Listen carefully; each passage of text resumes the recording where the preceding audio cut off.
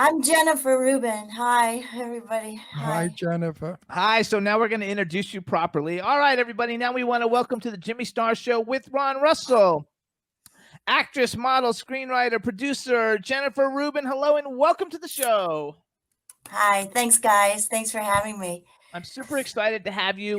Before we get started, let me introduce you. Wait, I'm busting at the seams. How many people have told you you look like Ava Gardner? Oh, I was going to play her in a movie with Halle Berry. You should. You are her double. You have Ava's face. You're as gorgeous as Ava. Ava Gardner was one of the most beautiful women Hollywood ever produced. And my God, you look just like, you had black hair and black makeup, you know, eyebrows and stuff. Yeah. You are Ava Gardner. What a compliment.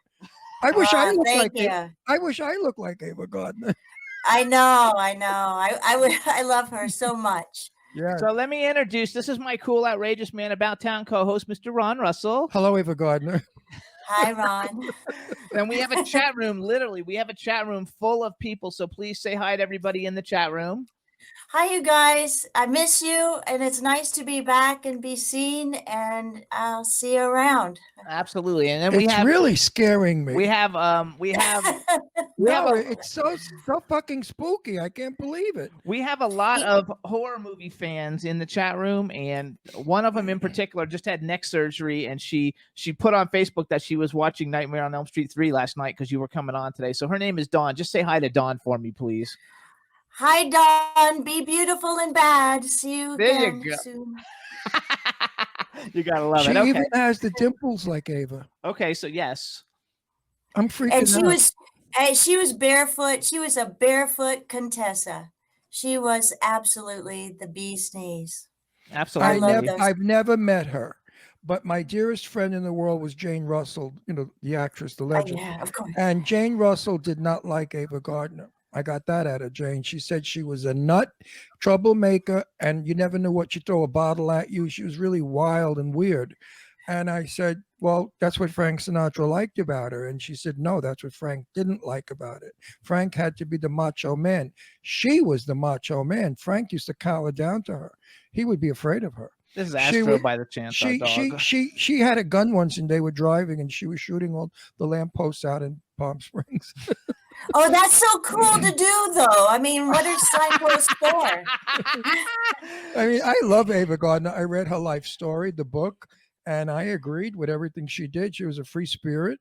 I think she was a little bipolar, but, you know, she drank a lot. Who isn't? Right, exactly. But now I want to know more about it. They wanted you to play Ava Gardner. Tell me about it. Well, you know, I was offered the role to play her, and I passed. Why? Are you crazy? Well, yeah, in a way. I mean that. I know. I passed on a lot of things because, you know, I didn't know what I was doing, and the thing is it was such a compliment, and it's such a nice thing, but. I was so stupid because I thought, oh, I don't want to copy anybody. And that's all. Yeah. And it wasn't that, but I was so naive. I just was really naive and I didn't, it should have been explained to me, you know. Gosh, you would have brought so much value to that role. The one that played Ava Gardner's life story looked nothing like her. And that's the woman we saw in the movie last night. The brunette, the three names. I forgot which movie we saw. Sarah Jessica Parker or Mary Louise? Mary Louise? No. The first movie we saw? Yeah.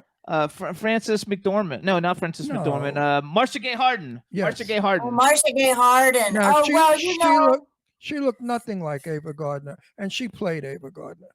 I mean, you could have, and she starred in that movie. You could have played that part and become a big star from it.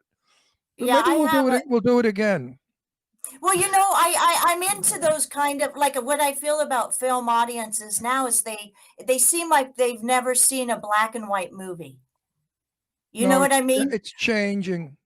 where you really need to see the faces and the relationships and doing, like a little less camera moves and more relationship, I agree. Ron agrees with you Oh 100%. my God. If you were in this room, I'd give you a big kiss on the cheek.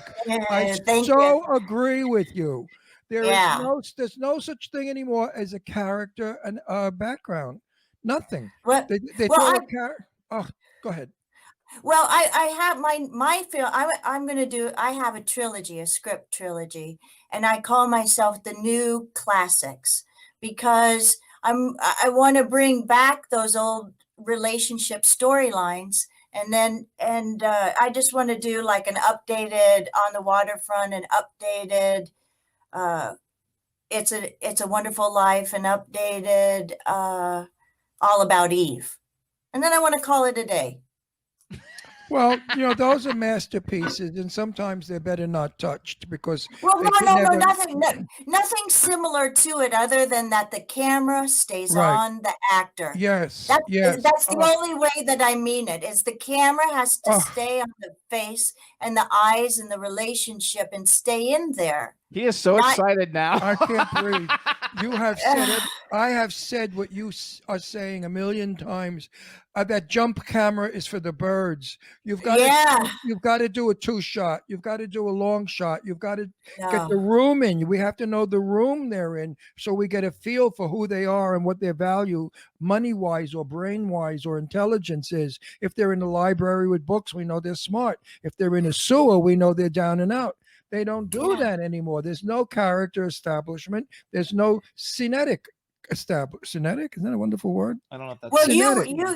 you write and I write, and the thing is now that everything has gone this far, it's time to bring it back. You know what I mean? Everything old is new again.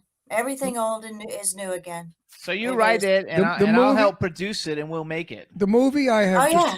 the movie I have just written is for Leni Kazan, and it takes place in 1943. And it's about a Jewish woman who's married to a mafia guy, and she's a bookie.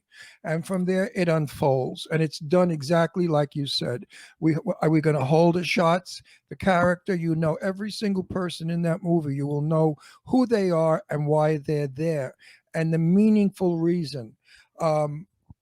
So people have read it. Some people said it looks like a play. It's not a play. It's a movie.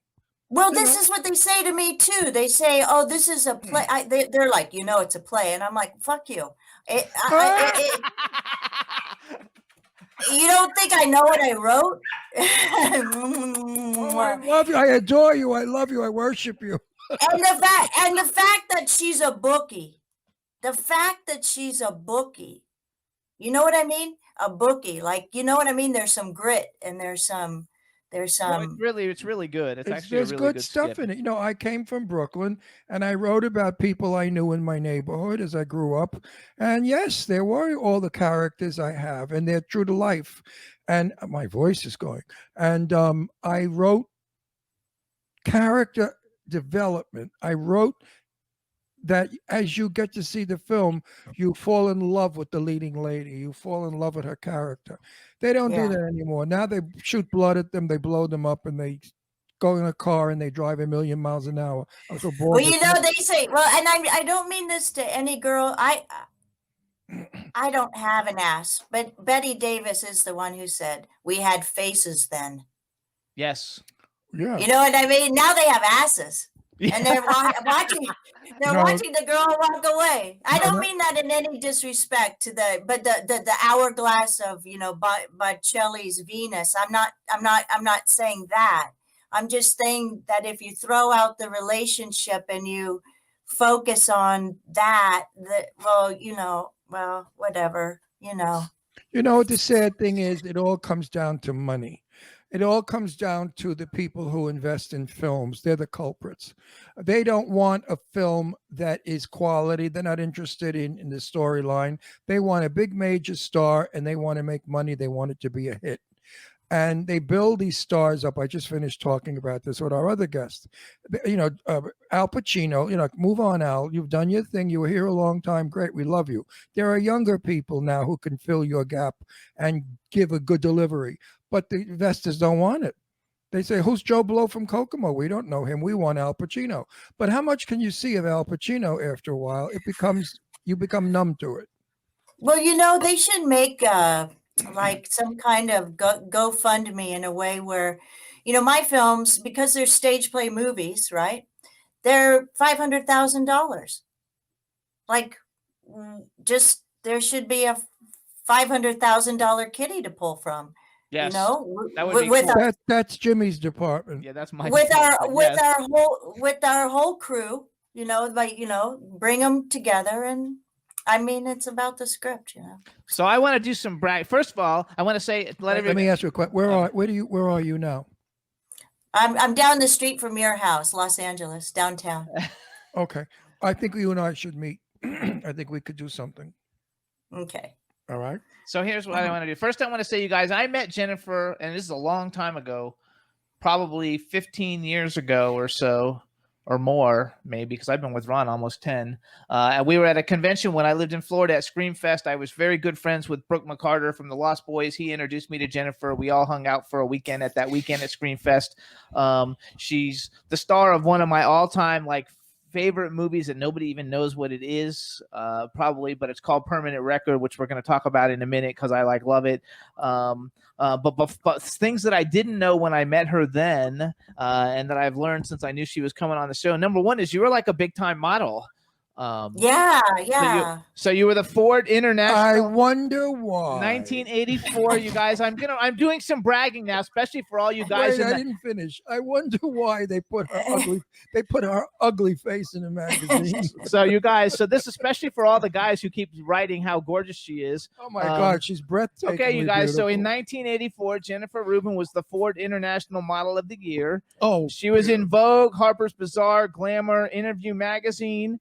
She was the original, and Ron still uses this, the original Calvin Klein model for Obsession. Yes, I love Obsession. But that's not true. Okay.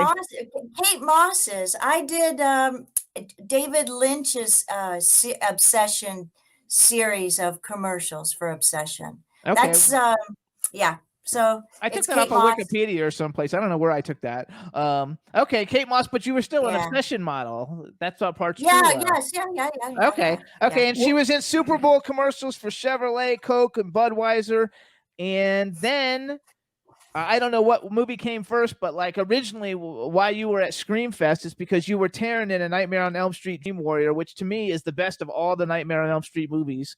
And you are the badassest character. I even have my fanboy picture of you in the outfit, that you signed for me at the convention. And it's such an amazing film. And I know there's a lot of horror movie fans in the chat room who are freaking it out. Oh, somebody says in the chat room you were a competitive swimmer too. Were you a competitive swimmer? Oh yeah. Yep. That was Tina. Tina, how the hell did you know that? Now, are you originally from New York? No, well, Sandra Bernhardt. Yeah. Where do you think she's? Where do you think she's from? I've never asked her. I never thought of it. She's too funny to even ask. Do you think that she's from New York? I would say so. Yeah, it's Arizona. There's something about there's something about the intense heat, and then the city of New York. That's because I'm from the Wild West. Arizona doesn't even seem to be a part of the United States. It's so I'm from there. So tough from the heat. Yeah. Okay, now you're 14 years old. What's going on in your head? I have my first love. I'm with him. My first love started at 8. We were in the middle of my first love. I had my best friend at summer camp. I had it all.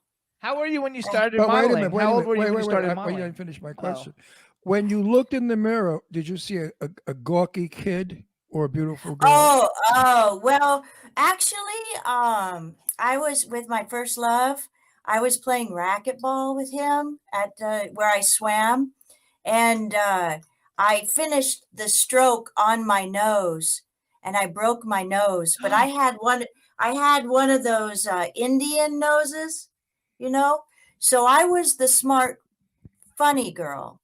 And then they had to fix it because I really mashed it. My mom fixed it. I didn't think much of it, and that's when I became a model. When they took off this little bit, then my whole world changed. Really, Oh my gosh. and Now, what is your ethnic background? French and German. See, I know that when you get that German in people, beauty comes out. Mix German with anything, and you've got beautiful people. No, it's Thanks. true. I've taken notice of that. Most of the people that I admire so much have German in them, and other Spanish, French, Italian, or whatever. But somehow that German is a damn good mix. Okay, so But you are really you are really beautiful, and you know what? You're nice, and you're down to earth, and you're modest, and you're okay. You got a good head on your Thank shoulders. you. But boy, oh Thank boy, and I'm gay as a lark, but boy, are you beautiful? I mean, I could look at your face all day long. You are just so beautiful. So you guys, I'm gonna do a 3-minute bragging thing here now, and then we're gonna come back and talk a little bit about A Nightmare on Elm Street and Permanent Record. So besides Nightmare on Elm Street and Permanent Record, some of the other things that you guys have seen her in, and some of them I picked out on purpose just because like I either love the movies or we've had people on our show. But a really big one was The Crush with Alicia Silverstone when she's like crazy. Which is a great freaking movie. Stranger by Night with Stephen Bauer, William Catt, and Ashley Lawrence, which we've had William and Ashley on the show. She starred opposite Mariel Hemingway in Deceptions 2, Edge of Deception, in The Playmaker with Colin Firth, John Getz, and Dean Norris, Red Scorpion 2 with John Savage and Paul Van Dichter and Michael Ironside, Little Witches, which I freaking love, with Clea Duvall. Oh yeah. She was in the Doors movie, you guys, with Val Kilmer, Meg Ryan, Kyle MacLachlan, Kevin Dillon, Kathleen Quinlan, Josie Bissett, Wes Studi, Billy Idol, Michael Madsen, and Kelly Hu, which we went to an Oscar party with Kelly. Screamers, which Screamers 2 I actually like better because Lance Henriksen's in it, but with Peter Weller. Too Much Sun with Robert Downey Jr. and Ralph Macchio and Leo Rossi, who's been on the show. Last Lives with C. Thomas Howell, Billy Wirth, and Judge Reinhold. We see Billy Wirth all the time in L.A. Blueberry Hill. She was the beautiful girl in Chris Isaac's video, Somebody's Crying. Bad Dreams with E.G. Daly, who's been on the show a million times. Charles Fleischer, Richard Lynch. Transmorphers is something that was more recent, and I didn't see that one, so I don't know what that one is. Fall of Man, but I wrote it down. Roadkill with Tony Dennison. Richard Portnow's been on the show. Eric Palladino. And then there's a whole bunch of other ones. I just picked out those because they're the ones I like. And on television shows, you guys have seen her on Miami Vice, Tales from the Crypt, The Outer Limits, Drop Dead Gorgeous, The Fear Inside, The Twilight Zone. But my actual favorite is not even Nightmare on Elm Street. It's Permanent Record. And I don't know if people really saw. It's kind of like, I don't know, there was another movie similar to it called River's Edge. I don't know if you ever saw River's Edge back in the day.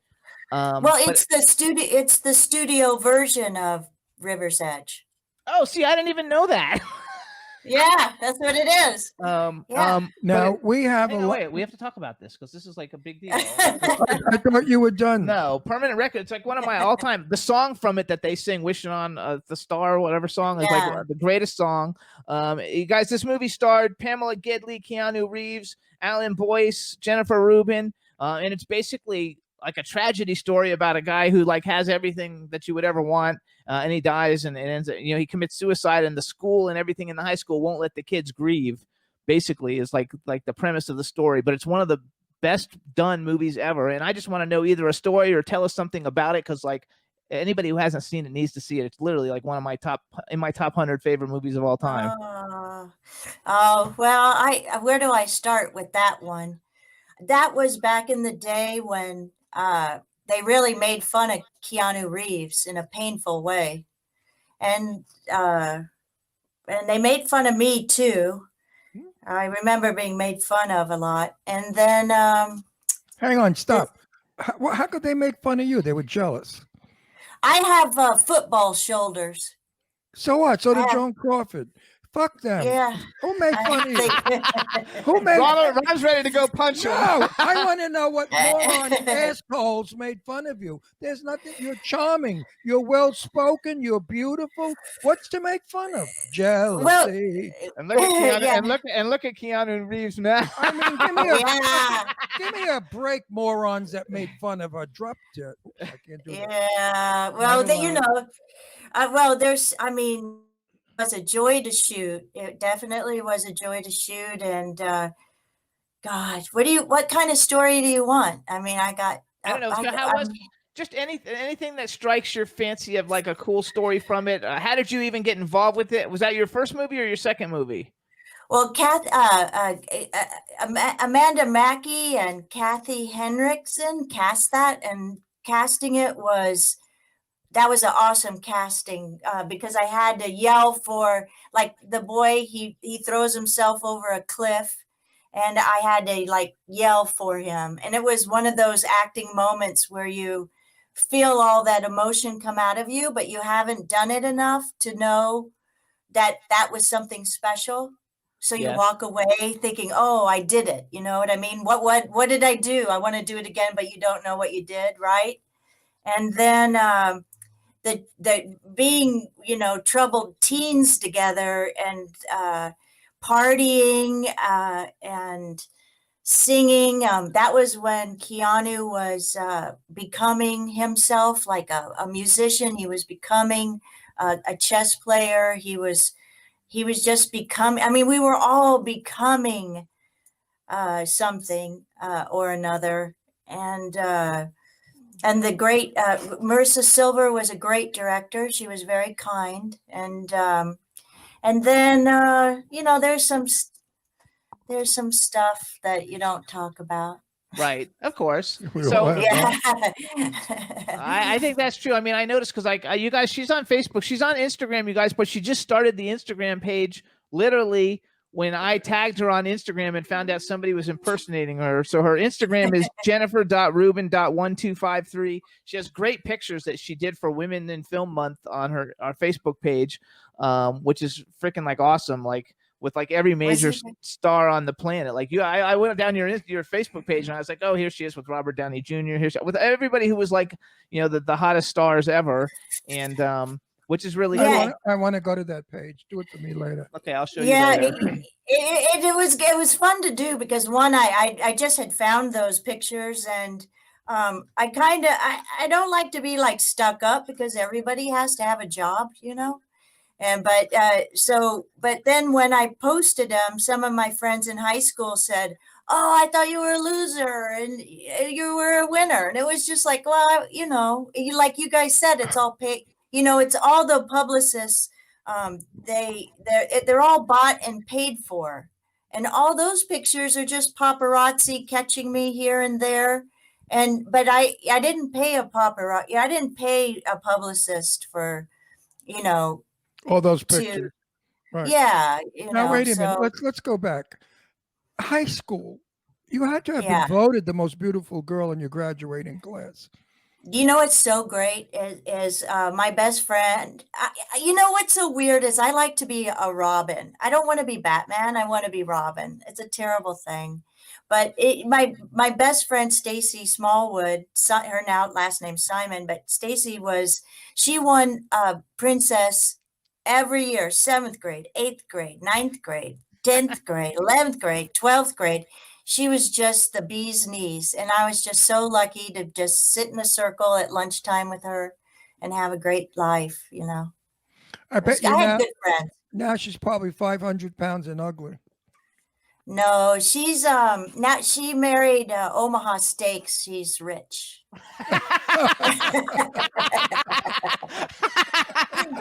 Good for you, Stacy. Yeah. Now, She's a winner. She's a winner. if I were in your class, I certainly would have voted for you as prom queen and the most beautiful girl in school. I mean, I don't see how you could have changed from then till now. Well, I wasn't sugar. I wasn't chopped liver. I did get runner up. I got runner up. There you go. Okay. Yeah, but So- you know what? You know what? In my book, you're number one. And I don't blow smoke up anybody's ass. People that know me know Ron Russell tells it like it is. I'm 80 years old. I don't need to bullshit anymore. That was when I was younger. Now I'm like an old man. Now I tell what I feel. And I'm going to say a couple of things about you. You're beautiful. You're delightful. Your smile. You're charming. You can only make someone's company happier that you're in their company. You are now. You're so sweet. No, I'm not sweet. I'm being honest. Sweet's bullshit. Now you have a special guy. Are you married? What is it? I sacrificed my private life for work, acting. Right. Nothing. So that means she's single, and we could, if we meet somebody really nice and wealthy, we could like introduce her. Yeah, like Omaha, Yeah. Omaha Steak's brother. So okay, so hold on. We have to go now because I love her. I just love looking at her. all these horror movie people are like freaking out, so they all want to know Okay. stuff about Night. So you play Taryn in the Nightmare on Elm Wait a Street. minute, Jimmy. Do you think I shouldn't say this on the No, air? don't say it on air. I can't. I know I'll what you're gonna talk to you later. We'll talk to her. We have her contact. So we have A Nightmare on Elm Street, Dream Warrior. You play Taryn. Other people in the film: Heather Langenkamp, Craig Wasson, Patricia Arquette, Lawrence Fishburne, Lou Reed, John Saxon, Robert Englund, Ken Sagos, who actually we see him a lot too. You play the badassest person ever, which I'll have to show Ron. I have to go through. I don't have those pictures up. I have them in books, but to show him what you look like, then actually I'll look for it on the I see computer. what she looks like. So- Are you kidding? So tell everybody a little bit about Nightmare on Elm Street, because they're all like freaking out. What a great movie. We love it. We love it. Ha ha ha. Like, so like, tell them something about that one. And I'm going to look for a picture of you in that. You know, I worked with some of the biggest models in 1960. I worked for a beauty salon called La Jolie Femme. It was in Sutton Place, and downstairs there was a studio where these girls would get made up. And Sarah Tom, I knew very well. You don't even know who she is. Sarah Tom was one of the top models. She was on the Ultra Blue bleach bottle. She was in all the magazines and all the subways.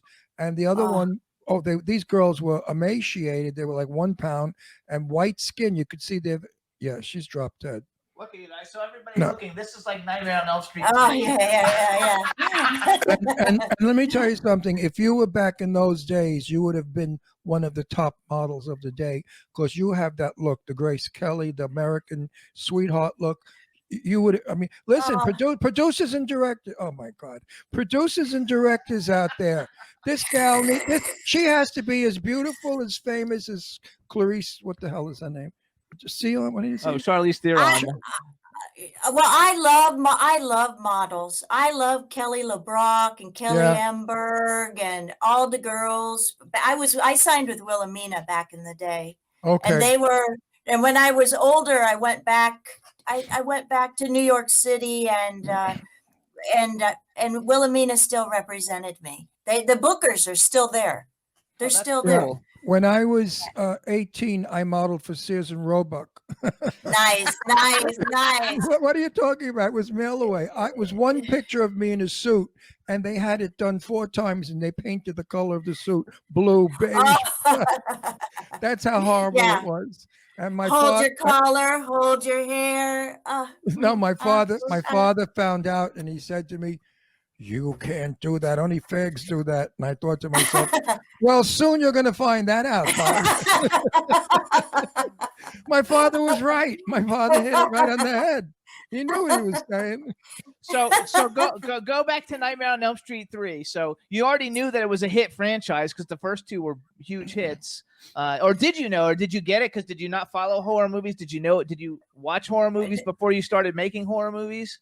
No, I was on to my next, but then when I saw that the in New York City they had mounted police and beating people back from the theater because it was such a uproar, that was crazy. And Jane Pauley and everybody reviewing it, and I had stalkers. I had people grabbing pieces of my hair out of my head.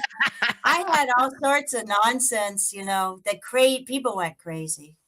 Yes, they are. Did you have fun with it? Did you have fun? Was it a fun experience? It was one of those most organic, because when I put on the dog collar and the leather outfit, I had this kind of baby hair, that I was just shooting in, and I just thought it was dreadful. So I went to talk to Chuck about something else, and the dolly driver, Time magazine was open, and there was a mohawk it was some story on it. And I grabbed the magazine and I just went, "Can I do this hair?" And he says, "Yeah, sure."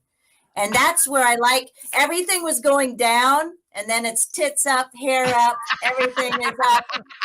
It was good. And yeah. That little gentleman who made my outfit too looked like, Danny DeVito.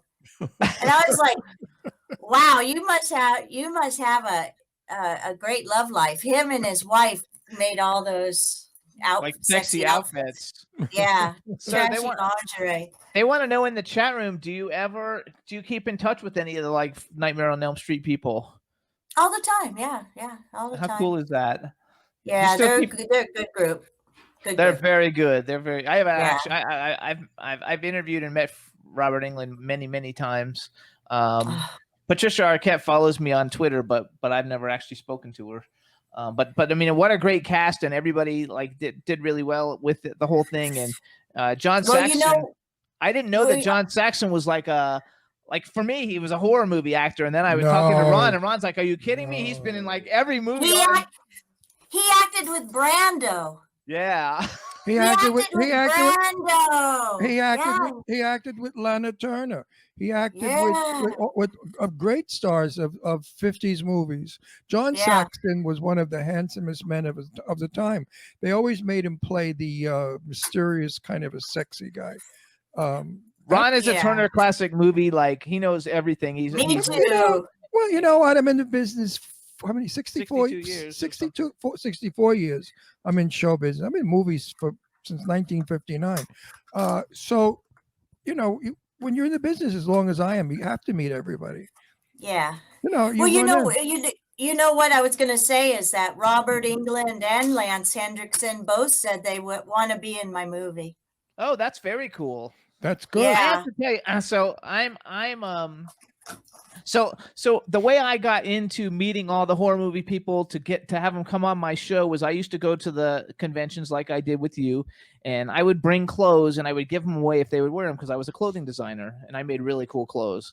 And that's how I originally built the show way before Ron, because like I was on the air for 4 years before I met Ron, but we were just a radio show. Yeah, it was boring.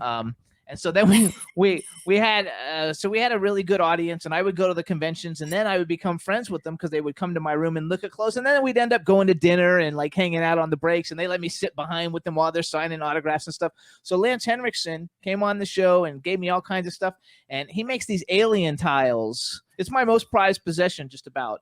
It's a big tile, like a ceramic tile with the alien monster that he makes. He doesn't sell them. You know, you see him on eBay.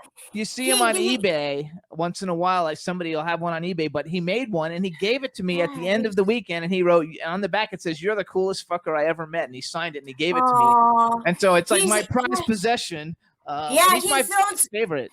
He throws clay, right? He throws clay. Yeah, that's right. Wow. So Lance Henriksen and Malcolm McDowell, and I mean, like, we were at a convention and they called me up and said, "You want to go to breakfast?" And I went to breakfast with Malcolm McDowell and Doug Bradley and Lance Henriksen, and I was like, I hadn't had the same experiences that I do now, where every week I'm talking to really cool, famous people. So for me, it was the coolest thing ever. And the gentlemen. It was just like so much fun. And now, like, I know them all, and you know, we still stay in touch and everything. So it makes it really fun. You know, it makes it all fun for you got to have fun if you're going to be in this crazy business. You got to have fun while you're doing it.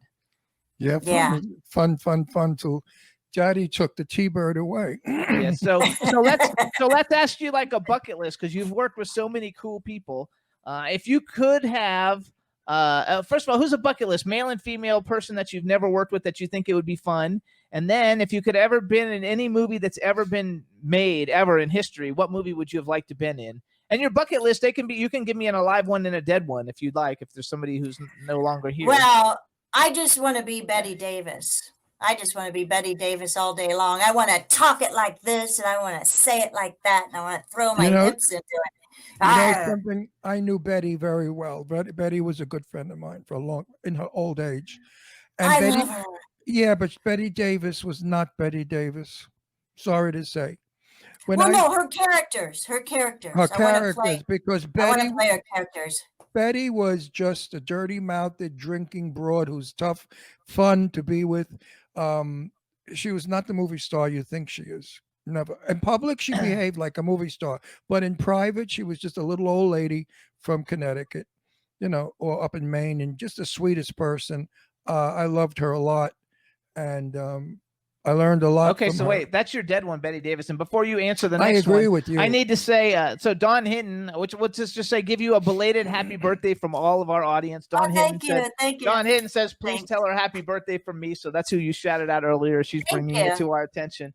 And so, Thank okay, you. so who else? Okay, how about an alive bucket list, and then give me a guy too. Well, let's see, because I've already written the scripts. I know who I want already. I want I want Robert and I want Lance, because I write for older men. I write for men. Like when men read my script, I go, I write for men, right? And they're like, you write for men. And I'm like, I know. I like it. Okay. So, but you mean like somebody I want to kiss or something? No, just if you were like, Just if you were gonna, no, let's say somebody came out to a movie and they said, okay, you're gonna be the star of this like movie. Who would you like to work with? Who do you want to be in the movie with you? And you can have a male and a female. People Yeah. who are alive. Who do you like? Mostly I like the people I already know, and I just want those close knit people I want. But I have in Oopsie Daisy Girl, there's a romance. I'm married, and there's my husband, and I go off of I think I want one of my old co-stars, and then I switch to another old co-star, and then I do another old co-star. So God, I mean, well, the thing is I thought Army Hammer was real cute until you never know what you're gonna get, right?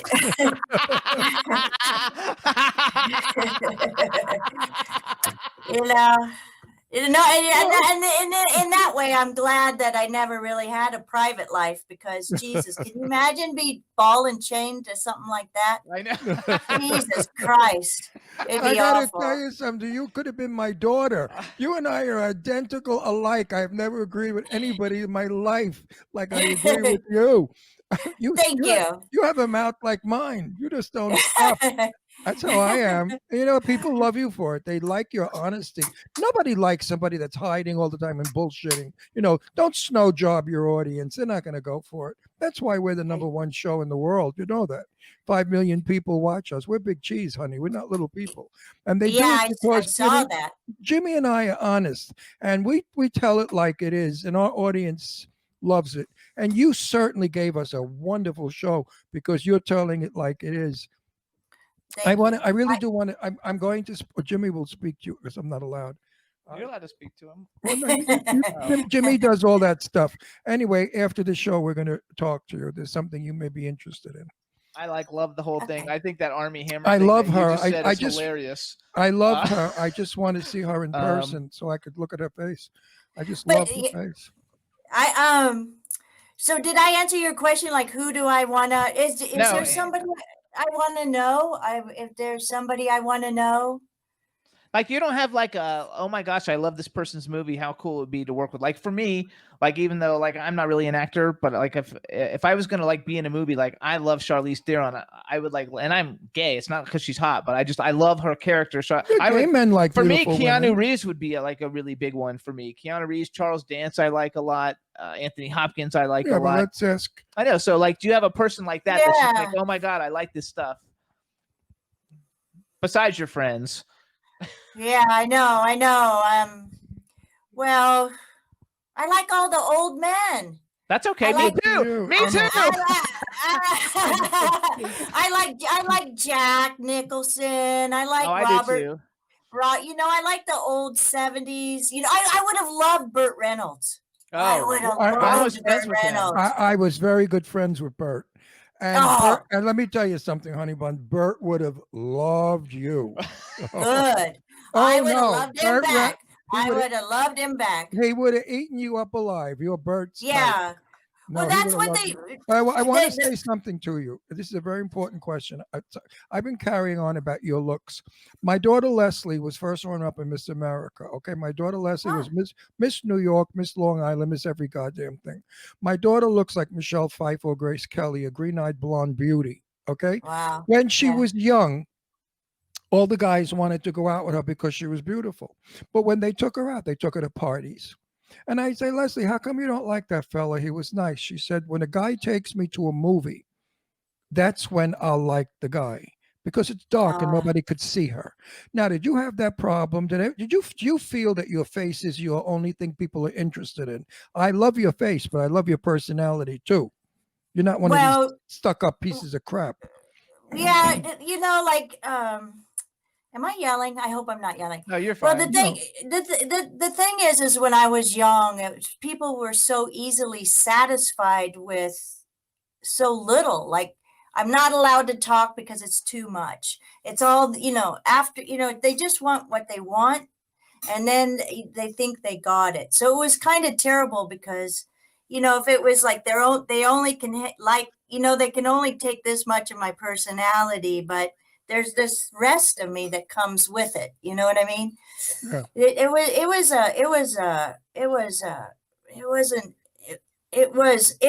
was awful. I So, have to so say that. you would like someone to love you for you, not just your beautiful face.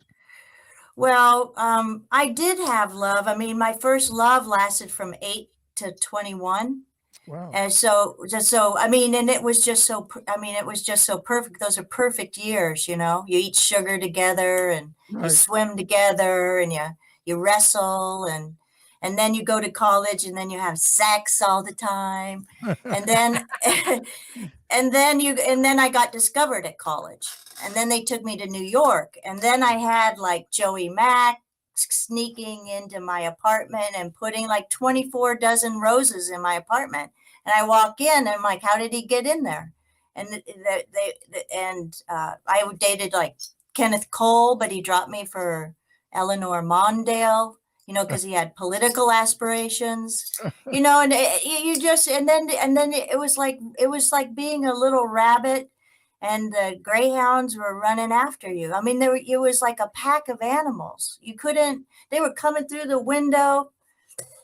No, it was, what they used to get away with in the 70s, or not 70s, 80s and 90s. That Sure. was like, that was before the crash when we never heard the word budget.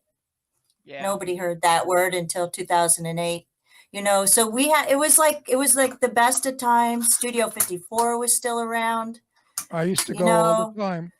yeah. I love Grace Kelly, studio. yeah. And we had, the disco, it was so much fun, but oh, Jesus. No, I you know what? I know a lot of models, and what you're saying, they said the same thing. It was a whirlwind. You were Yeah. you were on top today, and tomorrow you were fighting to get back on top, and then you were yesterday's girl, and tomorrow you're somebody else's girl. It was all about uh, Sarah Tom. I mean, she was married and had a lot of trouble because it was interfering with her marriage. All the men, the suitors. I mean, she was gorgeous, a beautiful white blonde with blue eyes, a beautiful woman. Did you have fun though? Like, did Of you? course, she had fun. Oh my God. I have fun every day of my life. That's Good all for I you. do. And I'm glad also, about that. I also, love you. I also too is like I only got maybe one or two movies by audition. Everything else was an offer. That's I did not awesome. I did not have to, like I would say, if you have to pursue it, then maybe it's not for you. Exactly. But He and thinks also, that too. I say the same thing. Don't put a square peg in a round hole. It won't fit. no, and the thing is I thought that if I gave my best performance, and I would just go like a play, from a play to a play to a play to a play to play to a play, I would somehow get better parts. But that's not true.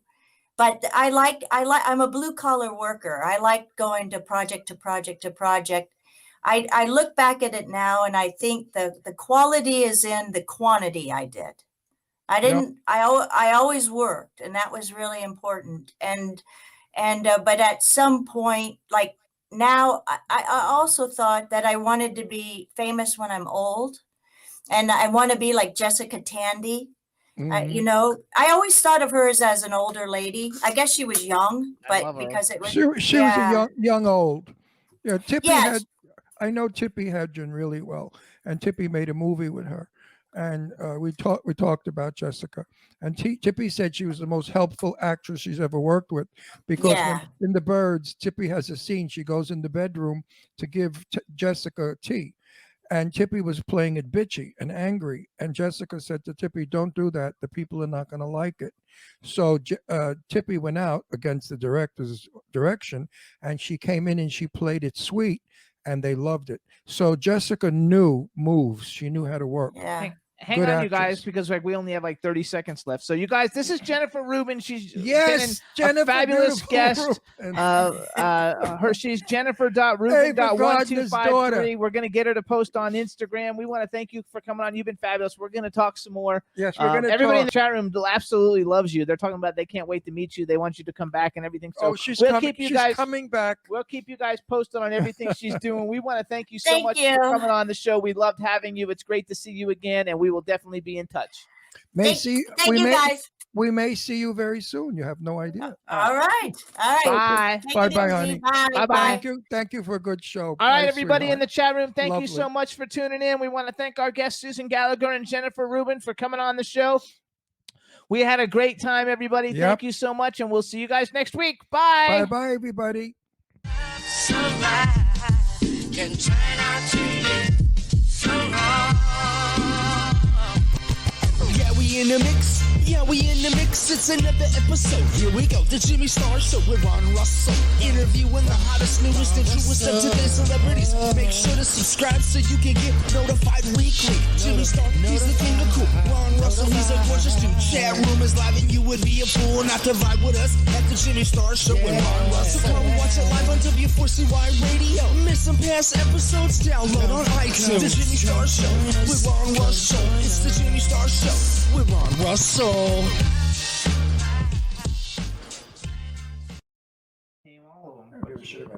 She was in every fucking magazine. I remember the Obsession.